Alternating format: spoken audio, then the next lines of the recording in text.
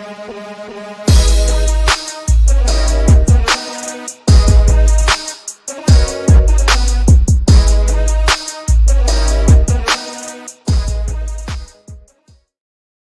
up, everyone? Welcome to Level 7. It is time for another episode of the Agents of Fandom podcast. I'm your host, TJ Zwarich, ready to talk about the boys, X-Men, Gen V. And I got my X-Men shirt on right now just to stay in theme. It's pretty much what we get here. Almost a what if X-Men evolution took place in college in the boys universe. Or as my co-host and good friend Damon Gray puts it, some great episodes of New Mutants. How you doing, Damon? It is some great episodes of New Mutants. I'm doing good. I just binged these 3 episodes over the last 3 hours. So thank you for delaying the show for an extra couple of hours so I can talk about the thing that I'm supposed to talk about. Well, I appreciate you smashing it in, getting those 3 episodes in today. Busy morning, obviously. This is your second live show of the day. If you haven't already checked it out, check out Damon AF and Fat Thor this morning talking about the latest issues of this week's comics in the Comic Corner. This week, obviously, the feature, the headliner, we had not the new Jeff comic. That is Deadpool Batman. Oh, sorry. I thought you were pointing at Jeff for a second, and I was like, "You're talking about Jeff next week." It was Deadpool and Batman as the headline. Well, Jeff this was week, in this issue. That's my bad. But yes, Deadpool and Batman, of course, the headliner for this week's episode of the Comic Corner. So make sure you check that out. Joining us today to talk about some Gen V. You know him. You saw him last week talking some Peacemaker with us. We have Christopher Mills. How you doing, Chris?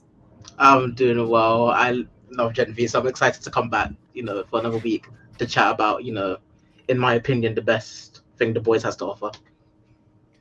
We got the poll right now in the YouTube chat. So if you're watching us on YouTube and you're already hitting the like button, subscribe, and hit the notification bell, drop us your answer in the poll. Do you think Gen V is even better than the show it's spinning off of, The Boys? And to help us break it all down today, we have co-host of the Direct Podcast, David Thompson. How you doing, my friend? I'm doing great. Happy to be here, TJ. And yeah, I think, Gen V might be better than The Boys potentially. And I will say, I think this is one of the best universes that we love. I love the interconnectivity of this universe. I think Gen V was such a natural spinoff where that's not always the case. And yeah, it just keeps getting better season 2, I think. Nice little tie-in to the Direct Podcast there. When you're subscribing to the Agents of Fandom, wherever you get your podcast, make sure you subscribe to the Direct Pod as well, and you'll find a nice little thumbnail there on the pod that says the universes we love, because they're covering them every week. I was going to start with what you're watching, but let's start off with the kind of debate, the pros, the cons. Is Gen V better than The Boys? Why or why not?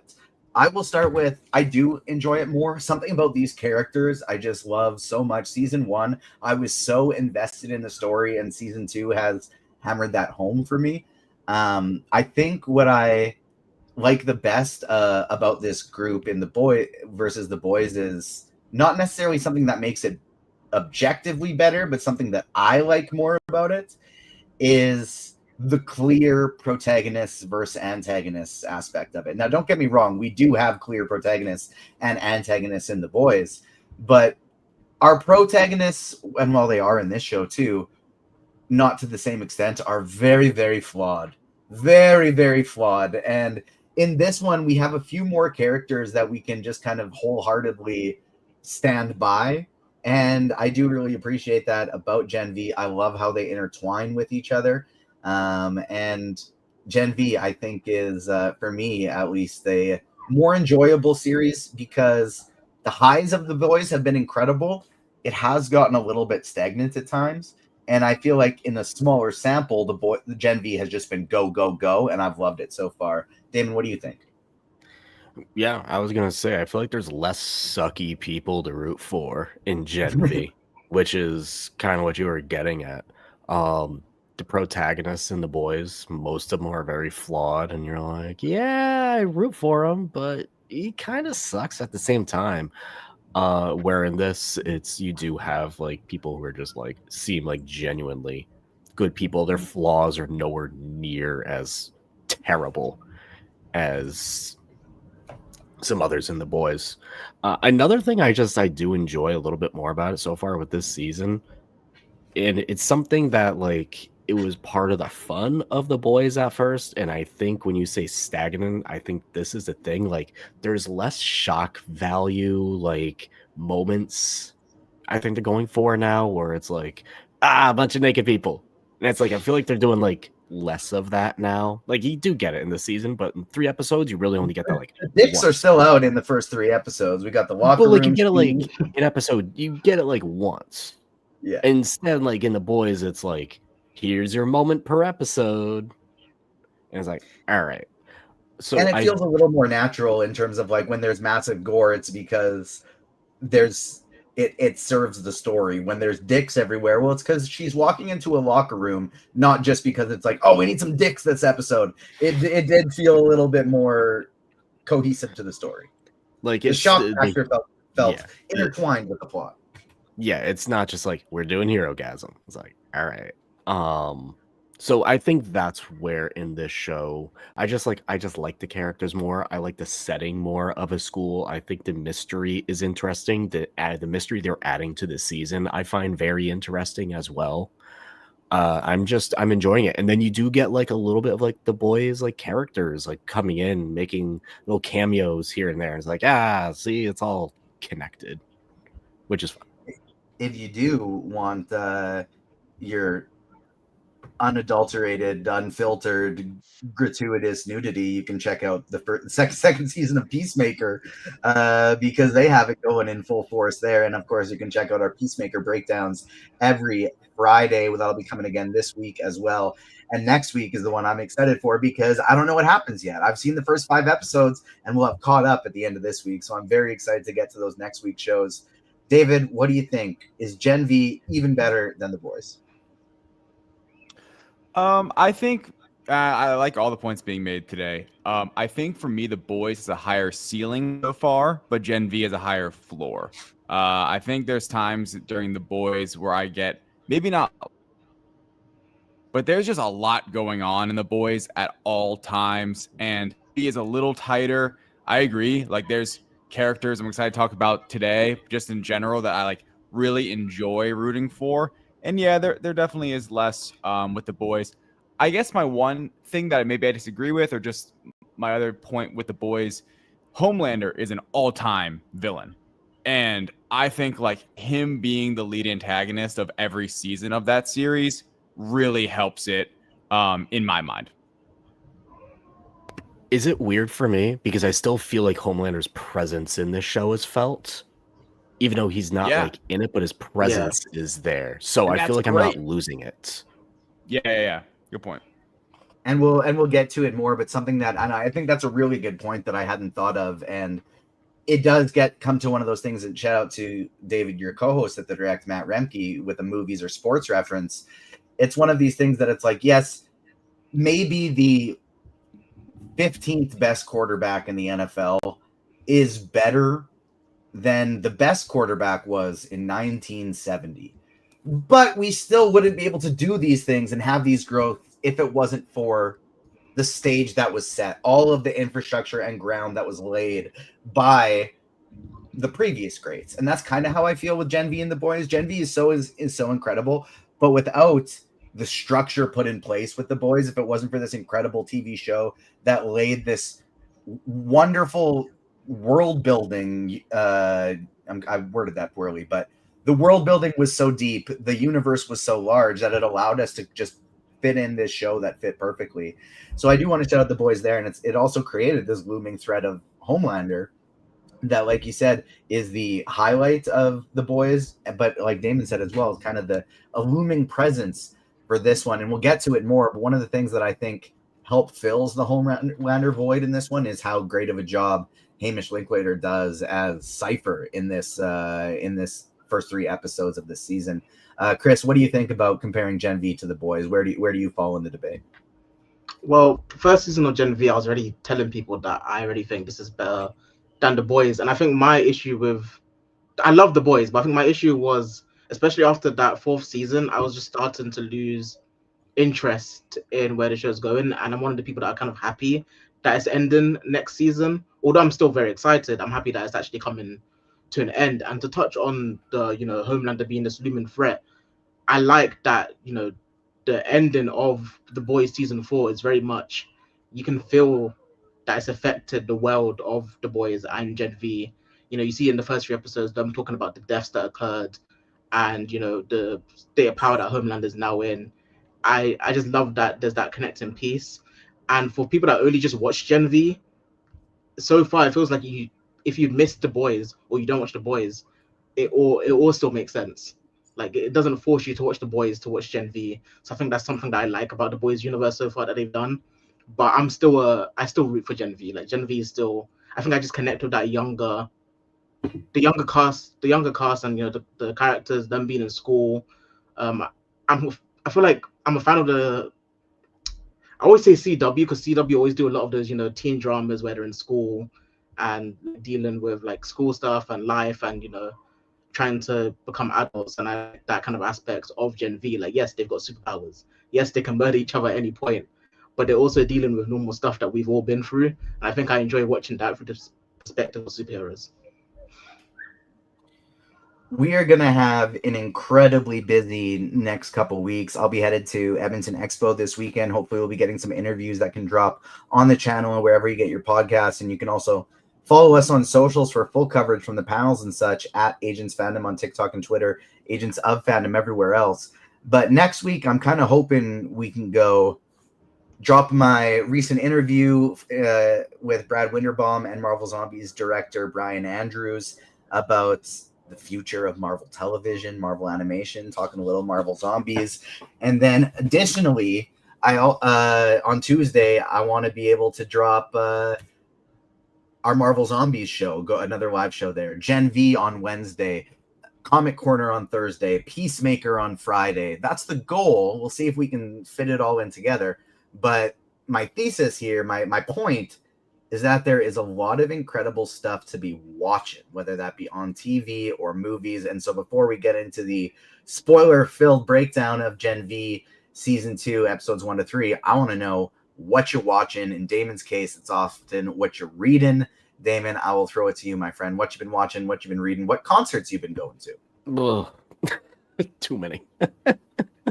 Too many. Man, what have I been reading? Oh, I did just read that Deadpool Batman issue, which has a lot of fun moments in it.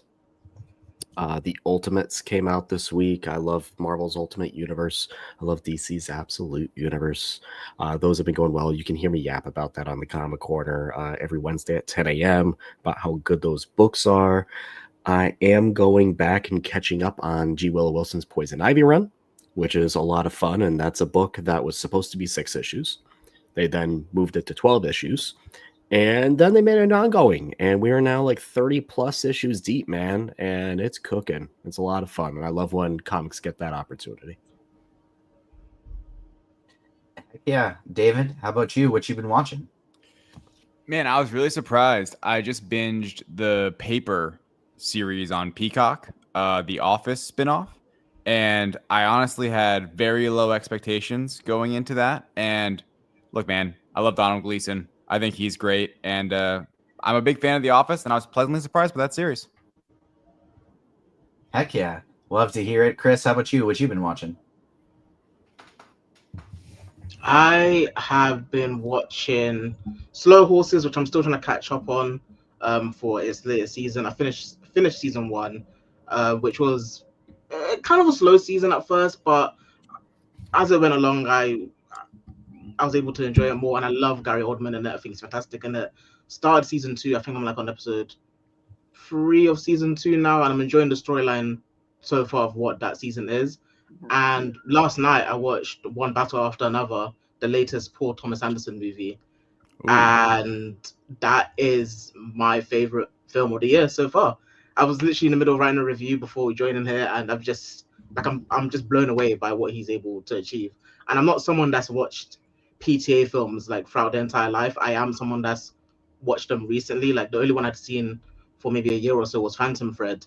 And just this past week I watched Magnolia, Boogie Nights, Licorice Pizza, and I thought people were just overhyping him as a filmmaker, but like Paul Thomas Anderson is really the guy. Like he's really like as good as people say he is. He's not just some overhyped like filmmaker. Like he is one of the most generational like authors of our time. Like I wish I could get more into it, but we're here for Gen V. So yeah, that's what I've been watching. Definitely my most anticipated movie for the rest of 2025. I've heard just incredible rave reviews so far. Can't wait to go see one battle after another. In my quest to watch for the first time or rewatch as many classic movies as possible, I've been getting into a few different PTA ones. I watched Boogie Nights last week. My quest has slowed down a little bit, but this week I did watch The Prestige for the first time, Christopher Nolan film with Christian Bale and Hugh Jackman. My God, it's incredible. One of the best movies I've ever seen. 10 out of 10. What a great movie. Absolutely love The Prestige. And I love how you're just essentially going into that being like, man, have to sit down and watch another classic movie tonight. It's so fun. It's so fun. I've just been absolutely going. Like, I haven't kept up my at least a movie a day this week just because I've had such a busy week. And then one of the fantasy football shows that I produce for Roto Grinders, it's called the Pick Six Show. We end every week with a movie review. Whoever wins our weekly contest gets to pick a movie. We all watch it and we review it on the podcast. And this past week it was Friendship, the Paul Walker, Tim Robinson movie. I'm not a big Tim Robinson comedy guy, and so a lot of it didn't land for me. I didn't like it, but that was one I watched this week. And then I kind of got in a Paul Rudd mood, and so I watched Death of a Unicorn because I was very interested in that one. Didn't like Death of a Unicorn. Had a lot of really cool concepts, had some good actors, but I was just expecting a little bit more from it, where it basically just ended up being a slasher movie where unicorns are the ones doing all the killing. Damon, I think you would like it. I think you would like it, Damon. It just wasn't the type of movie that I was expecting. I was not, and I did not know that it was essentially going to be a slasher movie with Jen Ortega, and now I'm sold.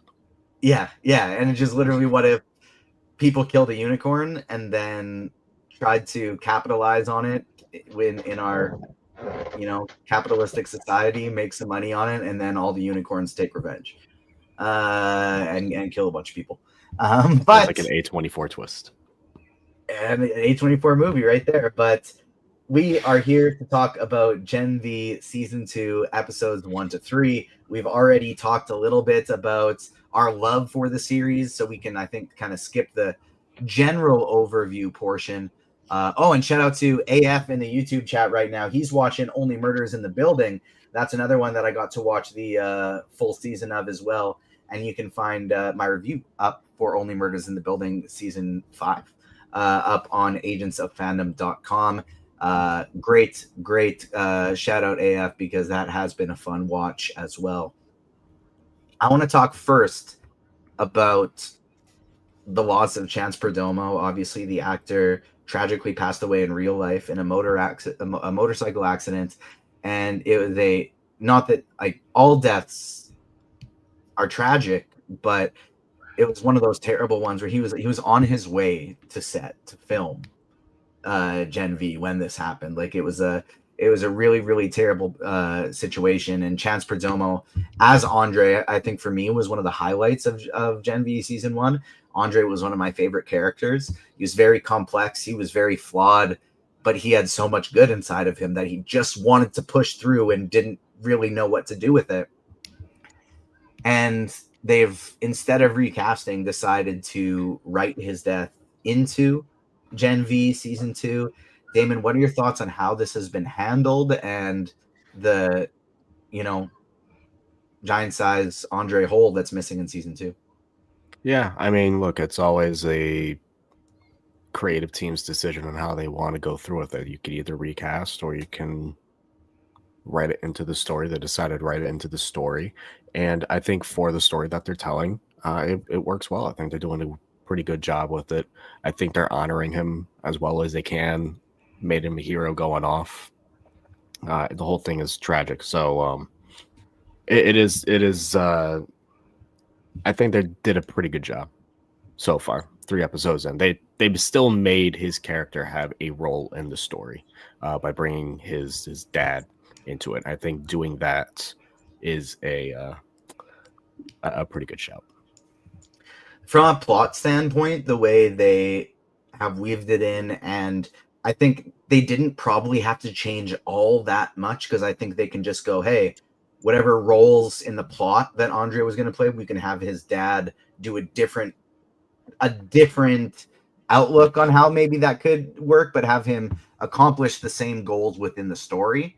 I feel like on that surface, it probably wouldn't have been that hard, but to do it with the respect and care that they have, I think is really, really impressive. That's the part that stands out to me. What are your thoughts, David? Yeah, I love how they're attacking this, man. Like, they're getting out in front of it in a way. Like, right from the get-go, immediately they are addressing Andre. And we knew from how the last season ended that there had to be some kind of like time jump, you know, because last thing we saw in Gen V season 1 was like them all kind of like in this white box. So I really like how they're handling it. I mean, it was incredibly spooky, just the like Kate reading, I think, Jordan's mind of like, oh my gosh, like that's how we as an audience kind of find out how the character died, at least a little bit, a hint of it.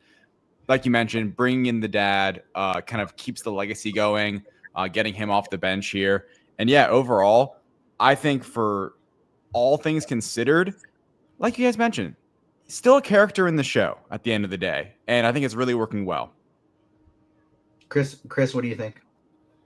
Like David just said, while Chance Perdomo's not there as Andre anymore, you really do feel Andre's presence. It doesn't feel like he's no longer part of the show. He's very much a part of it. You're seeing how all these characters are affected by it. Polarity is becoming, it has like a stronger role so far. And we're seeing how like he has to deal with all of this that's going on.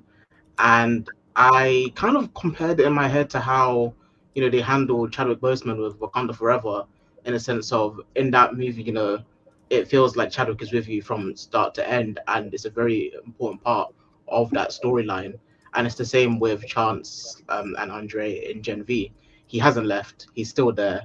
And so far, the writers, the creators, they've handled that beautifully. I feel like it's something where it's definitely a difficult decision. I couldn't imagine being the one to have to decide, what do we do? Do we recast this character, or do we, write it into the storyline?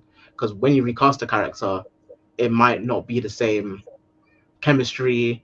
It's just, it could go completely wrong. But I think so far they've handled Andre in these first 3 episodes quite well. I want to shout out to the writers and, of course, like just everybody there as well, because like I can't imagine having to show up to work without the friend that helped build this with me and help work with me, and just one day he's there, the next day he's not, and you just got to keep going about your business. It would be a incredibly difficult experience.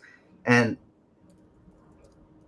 I do want to talk next about, they were having this conversation on a podcast I like to listen to, the Ringerverse, the Midnight Boys were having this chat, and I wanted, like, Chris, we got some every country, including ours, me in Canada, you in the UK, we got some fucked up things happening, but not to the extent that these two guys in the United States got going on right now. Yeah. Do you feel when watching this show, mostly directed at Damon and David, but if you have something as well, Chris, chime in, like, is it too on the nose for you ever, where it's like, I like my fiction to be fiction and I get to escape, and I don't want it reminding me of the exact type of things I'm seeing on the news? Is it too on the nose, or does the kind of parody, cynicism, and superhero aspect of it all separate from that? Depends on the content. Yeah, I was going to say it does depend on the content, because normally I don't mind, while like I do use film and television to step away from the real world, I don't mind also kind of in a sense being reminded if it has something worthwhile saying. And I know the boys in Gen V, they parody of it, but I think obviously Gen V compared to the boys does a slightly better job when it does its parody, because it's not kind of in your face non-stop. I think that's what the boys does, where it's constantly in your face that, oh look, this is happening in America, this is what's going on, and they're constantly making jokes and parodies of it. Where Gen V, it feels like it's started there and not too much of the focus / the storyline, if that can make sense. What do you think, David? Where like we open on "Make America Super Again." Does it ever feel like as too much, or do you feel like they do a good job of handling it? Yeah, I actually do disagree slightly with Chris in a way where I think season 2 so far, these 3 episodes, they have been pretty over the top with it. At least, like, leaning into, like you said, kind of very heavily. It's very satirical. I laugh at it typically every time. Like, I'm like, oh, firecrackers on the TV. This is funny. Like, it's not. It's interesting. I mean, I think in these 3 episodes where it stood out the most, that almost like I think where it was used the best and kind of scared me and made me think and reflect was the whole Starlighters thing, where the pan flip kept popping up, and there was this kind of sense that you're gonna get like potentially like assaulted for revolting, I guess, or kind of just like expressing your own like human rights or what you believe in. That was a bit scary to me. So they typically do a good job. A lot of it's satirical. If it was dialed back about 15%, I don't know if I'd mind that though, also at the same time. One thing I felt, especially like the recent seasons of The Boys, it's not that, art always imitates life. And that's just kind of how it's been for history. That's where art comes from. It comes from people's human experiences. And I felt like the last couple seasons of The Boys, more in particular, the last one, it was shoving it in our faces a little bit, which I don't dislike, but it didn't have as much to say about it. It was kind of just like, this is happening and it sucks. Ha ha ha. Where I feel like Gen V has had a little bit more to say, at least so far through seasons 1 and 2, to this is happening, here's what we want to do about it, almost. Damon, what do you think? I think, just to go back to the original question, for me, like whether it bothers me or not, it depends on the content, depends on the show. When it comes to like The Boys and Gen V, like it's to be expected that this stuff is brought up and the satire nature of it all. I do agree with David. If they like dial it back like 15%, I wouldn't be too mad. But it's just part of the world that they make. They approach it head on, no matter what it is. And early seasons in The Boys, early seasons of The Boys, they'll make fun of anything, right? It's almost like South Park in that way. Like, you'd be mad if South Park didn't attach like anything going on in the world, and I kind of feel the same way with Gen V and The Boys. As South Park this week canceled their episode and didn't air it, well, we'll see how that ends they up. Didn't get it done in time. all shaken out. But I kind of agree to the sense that, like, if you don't want that, then The Boys and Gen V probably aren't the shows for you. That's what it is. It's a, what if we injected superpowered individuals into the real world and what's going on in the real world, and that's what it is. And so it does make sense to me how heavily layered that is getting in there. But David, like you talked about earlier, we kind of knew we were going to get a time jump. We weren't just going to get the whole season of these characters sitting in some kind of asylum, some kind of prison, just trapped the whole times. And we end up bringing them back to school.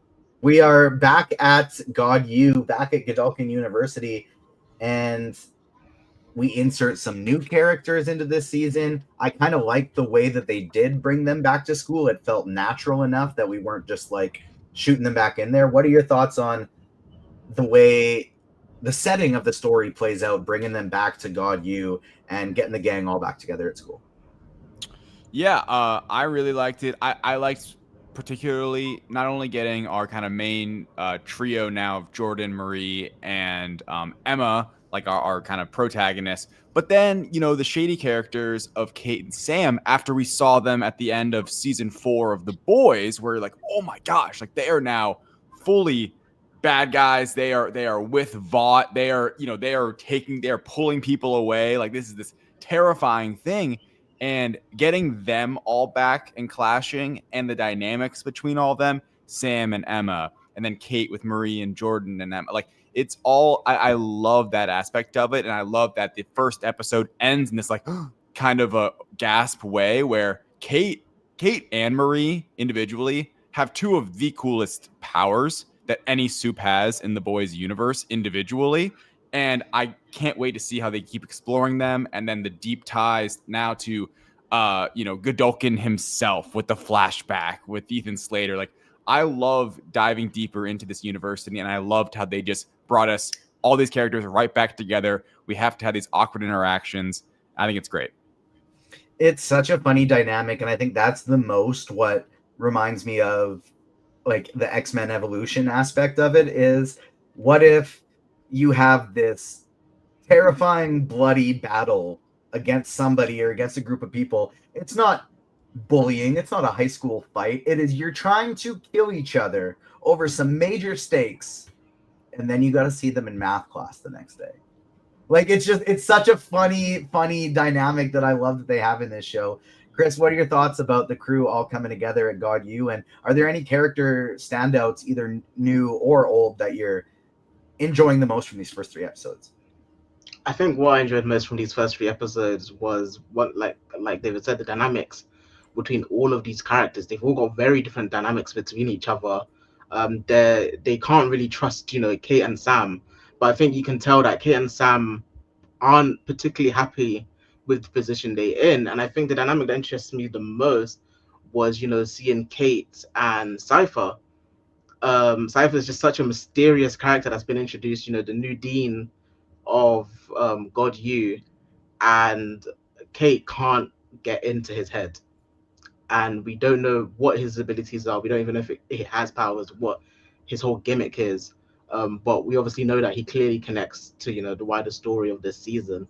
And I think that's what intrigues me most from these first 3 episodes, seeing that, Kate clearly doesn't trust this person, clearly doesn't want to be in the position she's in, but she has to. It's the only choice she has at the moment. It is so interesting. It's like we've talked about, we see these characters at the end of The Boys, Sam and Kate and Damon, they look like they're full villain mode. And then when we get back to Gen V, we kind of remember these are still young adults, but essentially kids getting manipulated by really powerful adults. So while they've done some terrible things, they're not necessarily irredeemable yet. What are your thoughts on the crew being all back together at God U? Yeah, I think no matter how they were going to have to get together back at God U, I think it was going to be a little messy regardless, because it's like, oh yeah, they were in jail and these people killed each other. We'll wipe that off. And I'm like, yeah, it's this universe. They'll just find a way. Vought will find a way to make it look like we'll just record a simple little video apparently, and it's like, I'm rehabbed and we're all good to go. And it's like, okay. To me, like, that aspect, I'm like, I don't know how else you could have made that less silly, but you kind of got through it. I think when it comes to like Kate and Sam and like them being like so evil and like the boys at the end, and even I think it was like the end of season 1 of Gen V, like you have to remember it's a change in perspective from the boys to here, because that's not their show. You're seeing, it's kind of essentially like how they're supposed to be seen by the people, by Vought and everything. And then when you're back into this show, it's like, this is how they really feel about everything. So I like that change in perspective. It's almost like you're getting into their head a little bit more because this is their show. But I do find those two in particular fascinating. It is really hard for me though, with most of these characters, especially with Sam, not to call him Legion, because he gives very strong Legion vibes, and I'm like, yeah, it's kind of the bit. You're really powerful, but you're kind of crazy, and we're just gonna deal with it. So, like when it comes to like the X-Men side of things, like I can't not compare, but I do have a fun time with it. Not so much the version that although slightly, but not so much the version we just saw in Thunderbolts. But he almost gives a little bit more Sentry than Legion to me. Of like. Depends on how. Yeah. Depends on the iteration. It really does. Yeah. But I do want to talk about. Actually, let's keep on before we talk about Cypher. There are a couple things I want to touch on, and one was that this is something I didn't originally notice, but Agents Fandom lead editor, co-owner, former podcast host Garrett Blaney brought it up to me. Sam is pretty kind of just like pushed to the side a little bit. Like he kind of felt like the one character that didn't really get their shine in these first 3 episodes. I didn't personally, that didn't bother me. Like it kind of just felt like, all right, he is what he is. We've his story has been told, and now he's here. But are there any of the characters outside of Cypher? Because I do want to get into him as his own conversation. But David, were there any of these characters that were either their new arc has you very interested, they're a new character that hasn't been introduced to before, or if not, feel free to go on about Jazz Sinclair's performance as Marie Moreau, because she's just fucking awesome. Dude, off of that, I think Jazz Sinclair is great. I think Lizzie Broadway is phenomenal as Emma. Like, that was my biggest standout in terms of performances of these first 3 episodes. And a lot of that has to do with what we're talking about in terms of what this character's motivations are. She feels to me almost like the most audience eyes character of them all. Like, kind of like that's she's the most, it's probably a bad term, pure in a way in this kind of reality in The Boys, where I'm like, okay, like, you know, she's kind of she's a soup, which I guess we kind of get there a little bit with Huey in The Boys, but she kind has, of like she has the most relatable trauma. Yes, 100%. Like she's the most relatable, and in this season so far, I'm tracking her story the closest. Where like she's in the she feels to me like the most morally kind of right, because Marie has all this like baggage still, you know, where she's. To me, my like hot take going on these 3 episodes, I talked about in the direct podcast, it's like Marie could just all of a sudden go independent and just try to kill everyone. You know, her powers are just literally that strong. Emma's aren't too. Like Emma gets big and gets small. Not that exciting, really. Like it's funny for a gag, but it's really not that like terrifying like I would say Kate's and Marie's powers are. So I just think she's been awesome. I loved how she connected to those like hidden starlighters by the end. She kind of like figured them out and got in on that side of it all, and it's only getting more complicated, and I can't wait to see her continue to, and then she gets high, which is a lot of fun. It was not a Xanax, and yeah, I just can't wait to see her character progress through this season, because I'm enjoying the show the most right now when she's on screen, quite frankly. I think she's incredible as well. I touched on that in my review. She's been absolutely wonderful. And it's like you said, like it's tough to fully relate to a character who realized they had these powers, accidentally murdered their parents, and now they're all powerful, versus someone struggling with their self-worth, whose parents emotionally abused them, who's trying to fit in with all these people that she doesn't really fit in with from a strength standpoint, but she's their emotional backbone. Damon, she's the Sokka.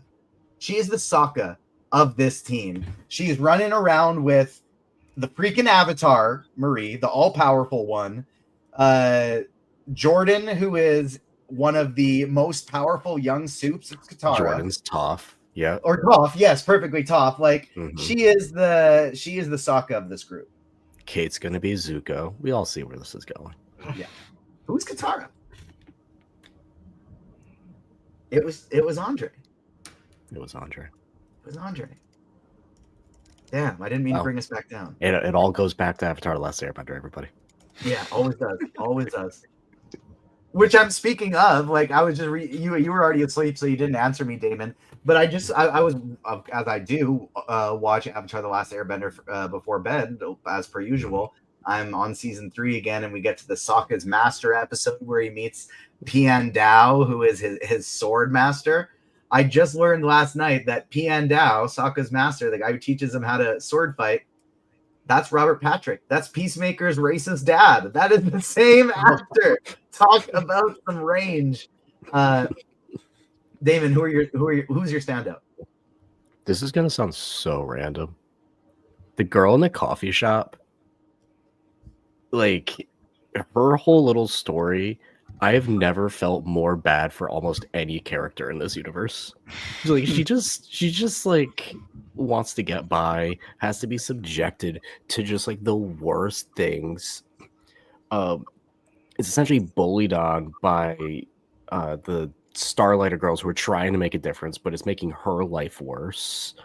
And she's just like, she's just like on the verge, not even on the verge. She's broken down, like had anxiety attacks like 3 times in a day, and I'm just like, I just want to like give her a hug. It just makes me Get some sad. force field on before you go in there. Like, I wish I was a soup with force field powers, and then I could go give her a hug. Oh, it Keep her just safe. made me Protect her sad. at all costs.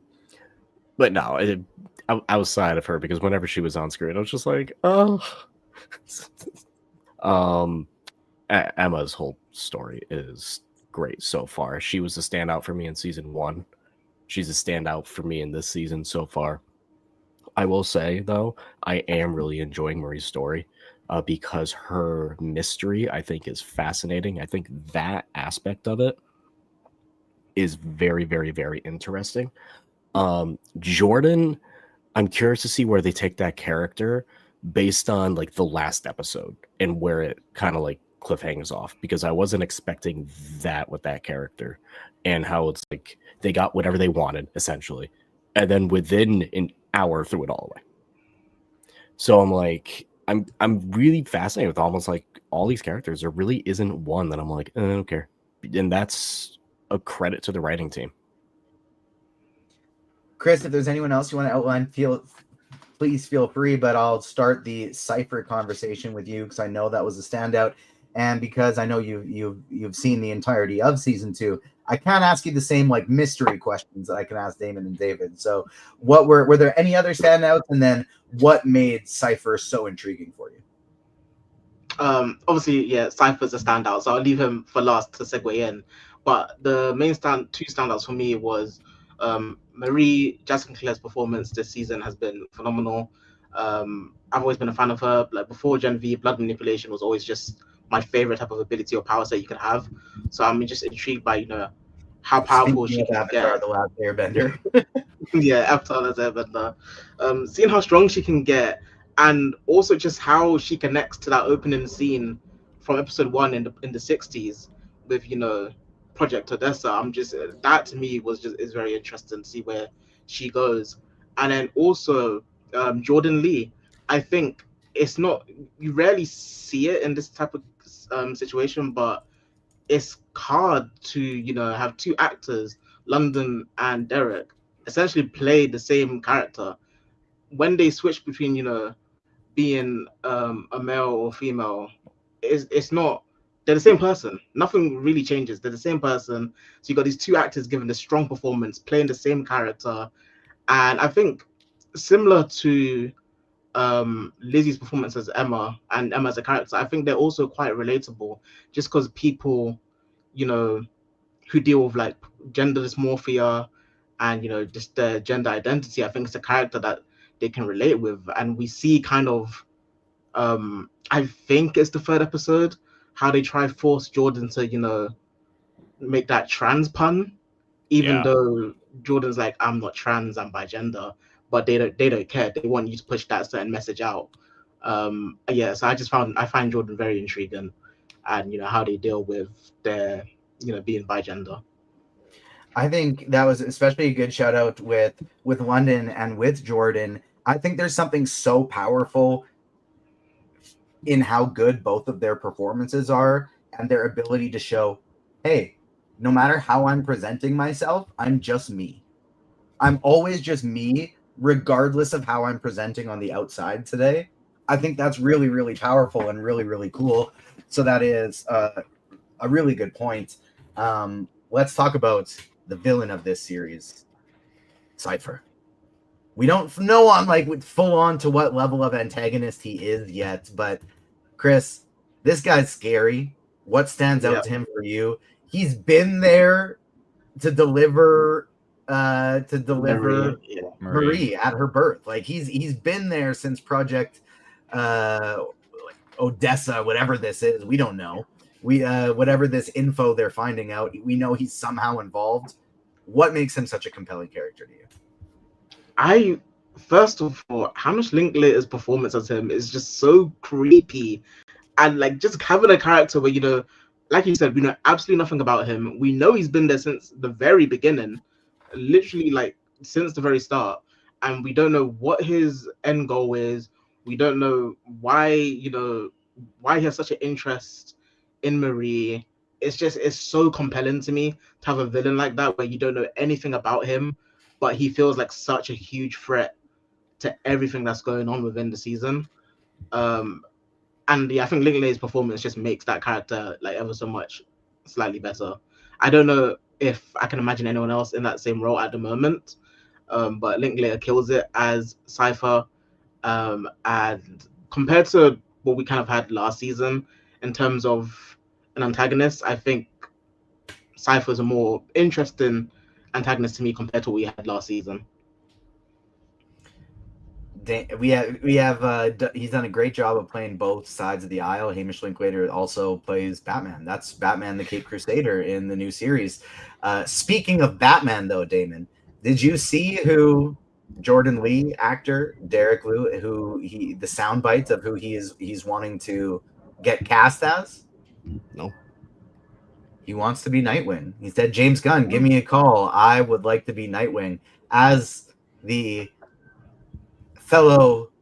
I mean, we're not gatekeepers of Nightwing whatsoever, but I was going to say gatekeeper of our favorite character. Do you approve of the casting? Sure. I haven't seen, I mean, outside of the show, I haven't seen enough. But yeah, very capable actor. I can see the vibe. I'm not 100% sold, but I could see it. I could see it 100%. What are your thoughts on Cypher? What do you think his deal is? What do you like? What are his powers? We know he's formidable. He stopped Marie from pushing him or checking out his mind. What do you think are his powers? What do you think are his motivations? Oh, it definitely has something to do with his name, Cypher, though. Has to be able to decode something, and maybe like his whole thing is, you need to figure out your power and how it actually works. You need to decipher it. Haha. So I think he is very sinister, pun intended, on both sides, where he is a genetic guy, likes to figure out how to probably make certain powers, how to stop certain powers, because that's the whole point about this entire school is they're trying to find a way to kill the Supes. And he's the lead guy behind it. So who knows? Maybe he isn't a superpower guy and he's just a big brain. David, what do you think? Yeah, I like the theory that he's somehow related to Thomas Godolkin, who was introduced in these 3 episodes in a flashback. That's pretty interesting to me. I think that has some merit to it potentially. I would love to see his ability, if we're gonna just talk about like what his superpower could be, because we don't know that yet. I would love it to be something that's like passive, where it's almost like he can't be affected by Soup's abilities, right? Like I think that, which is kind of what we saw. I think that would be really cool. I also think a really telling scene in these 3 episodes, I forget which one it was. I think we got a couple of these scenes of very X-Men, of them like battling each other in like gym danger room. Yeah. And he had to leave it. He always had to leave the room. That's a good point. He's like Leech, essentially, where he kind of like takes away everyone's power in a little way. Ah, interesting. Yeah, I love this and guy. He like he's goes a great behind villain. like the big lead doors too when they're in the not danger room facing not Thor. Yeah, it's interesting because I think part of his story, and we get that with like him being there for Marie being born, which we learn is like, you know, conceived at Godolkin essentially in a lab that she was conceived that way. I think part of what he's going to be up to this season is focused on Marie, and it's the blood of it all. It's the manipulation of Compound V, where it's not just that we can make Supes, but we can maybe customize Supes in the future. I think that would be a really cool way of exploring just the science, I guess, behind all of it, where like Supes in this world aren't natural, and that's part of it. And I think that I'd like to see them explore that element just to this universe more.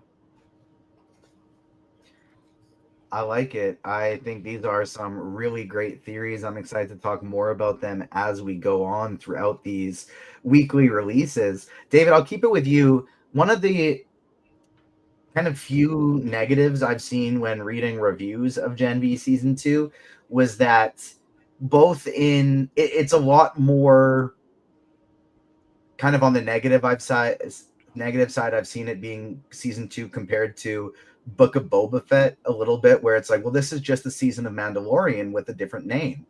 I'm personally on the page of I like the connectivity. I love when these shows interact with each other. I talk about it all the time. Like growing up on Spider-Man the animated series, all those cartoons would interact. It made me just want to see that in my shows all the time. When the Arrowverse did their crossovers, it was some of my favorite stuff. So I love when we get Starlight showing up in episode 1, the Deep showing up in episode 2. What are your thoughts on the connectivity and the cameos so far in season 2? Is it too much for you, or do you like how it combines the universe? Combines the shows? I am super high on the world building of this universe. Like it's been one of my takes since Gen V season 1 came out, where the Boys Amazon Prime universe is one of the best connected universes that we have. Truly, I think it feels natural in so many ways. I think it feels natural that only Starlight shows up, and that the Deep's a bit more of a gag. But even like Firecracker on the TV, like it all feels very lived in, and I think that's great. I really enjoy how it connects. And quite frankly, I think in terms of like, usage rate and like screen time and stuff, I maybe I wouldn't want it to amp up anymore. I like how it works right now, where they pop in, they pop out. Homelander at the end of season, and we talked about it earlier today. You feel the presence of Homelander. You feel the presence of the Boys universe in this show without having to actually see anyone in person.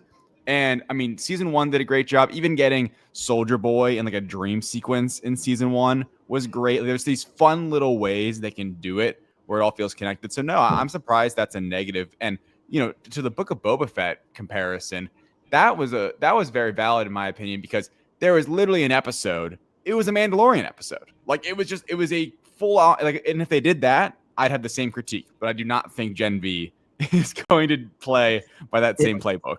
I think the Book of Boba Fett would have been we'd be looking back on it as, I mean, it has its flaws, I know, but I think we would be looking back on it as a maybe not beloved, but good, enjoyable series if it was just called The Mandalorian Book of Boba Fett. Sure. Like it was another season of The Mandalorian that was subtitled The Book of Boba Fett. I'm with you. Where were we? Where else were we? I feel like I got on that tangent and I lost where we were. We're asking about the connectivity of the universes and the negative. Right. Chris, how about you? Do you enjoy the cameos we've gotten throughout the first 3 episodes, or would you rather if these two things stayed as separate as possible? I agreed with everything David said, and I'm just gonna say I'm gonna confess that I'm guilty of bringing up the Book of Boba Fett comparison in my review that I wrote. But I would like to say that I don't think it's as bad or as criminal as what the Book of Boba Fett does, where, like you said, that is a Mandalorian episode. The Boys doesn't do that at any point. I just felt, and obviously I could get into this for the later episodes, but I just felt that you can very much feel that this is a setup for that final season of The Boys. It's not, in a sense, anything bad. That doesn't make the show worse. It's just something that you very much notice. And like David said, these cameos, they fit the story. Unlike the biggest superhero universe we have, the MCU, that feels scared to, make it feel like there's actual heroes living in this world. The Boys doesn't do that. Starlight appears, she has a little moment, it's relating to the story, she leaves. The Deep has this little gag, he's there for, I can't remember what it was in the school, little fraternity going on. That's it. It feels like these characters live in this world. When they show up, they serve a purpose. Firecracker on the TV. It's not something that's like, oh look, hey, here's this character from The Boys that you all love. They're here to serve a purpose. So I love how they're doing it so far. I hope they continue to do it. I hope they don't. I hope that they don't, in a sense, lose that and just start bringing people for the sake of bringing people to remind people, like, look at this person, they were in the boys, here they are again. But so far, I'm enjoying the cameos. I think they're handled well. And like David said, I think the boys is one of the best connected universes we do have. Nothing's felt forced so far. Everything feels fluid and natural. I could see this. It's not a 1-for-1 comparison, but I could see later on getting to a point where, to continue the Star Wars comparisons, somewhere in Gen V and the boys, it gets to a bit of the point with, now for me, this is not a negative because it was a continuation of one of my favorite shows of all times, but how Ahsoka is with Star Wars Rebels. It makes sense. You do not need to have seen Star Wars Rebels to understand Ahsoka. But you cannot appreciate Ahsoka without having seen Star Wars Rebels. You can't appreciate getting to see those characters again in live action and what it means to see Ezra Bridger walk back into his own universe unless you've seen Star Wars Rebels. That means nothing to you. And so I could see it getting to a point in Gen V and, in the maybe when we get to the final season of The Boys where it's like, you won't have had to have seen Gen V to understand The Boys because they'll talk about what happened and they'll explain it so you don't have to have seen it.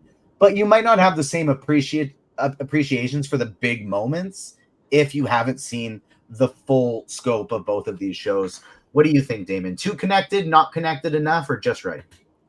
I think what you said, it's kind of like a no shit thing. Like, you're not going to appreciate Captain America getting Mjolnir and lifting it up if, you aren't with the character for so long. You're not going to appreciate the moments if you only see a little bit of the moments. But that's like that with anything. It's like that with sports. It's like that with music. It's like that with anything in the world.